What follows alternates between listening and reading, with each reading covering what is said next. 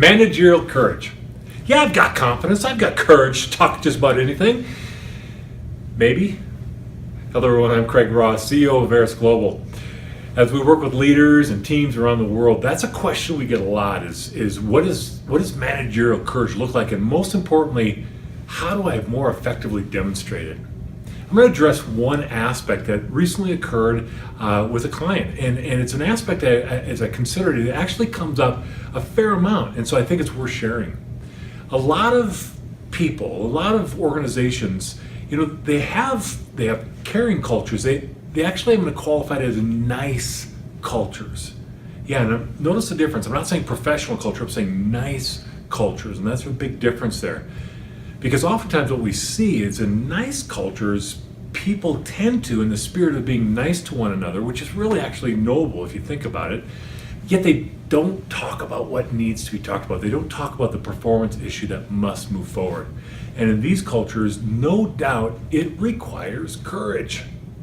So there was one participant, I'm going to call him Bill, that wanted to take a step forward in this. And this is exactly what I shared with him. I said, Bill, there's two things we can work on specifically. Number one is let's reframe what it means to actually address performance.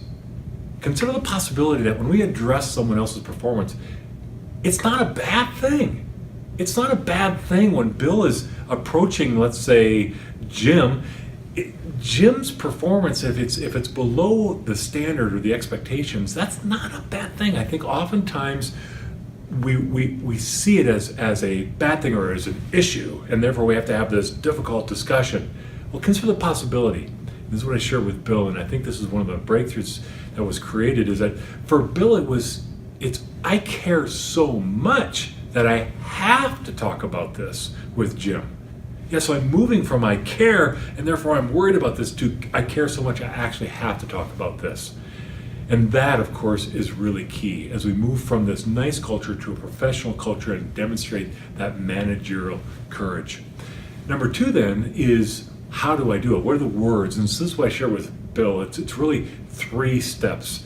It's say what's important, say why, and then ask a question to engage Jim. And so I asked Bill, what does that look like? Bill thought about that, and it really sounded something like this. I paraphrase a bit, but essentially it was, Jim, it's critical that we take the next step as it relates to the work you're doing in this project, so that the rest of the organization, specifically your teammates, can rely on your consistent, high-quality effort. And then he asked this question, what does that look like to you? And in Bill's case, just like you, he's got the intuition that's serving him. It could be, how will you know you're delivering on that level of quality? What does it look like to achieve this objective? All the questions that go beyond those boilerplate questions of when are you going to do it and how are you going to do it. Two things. Caring is required for managerial courage. I care so much that I have to talk about this with you. And then coming from the space that I've got your back. I'm fighting for your success. And then as we do so, say what's important, say why, and then honor that person, their ideas, by asking them a question so we can co-discover the best path forward. Managerial courage. We've all got it. Let's demonstrate it. Here we go.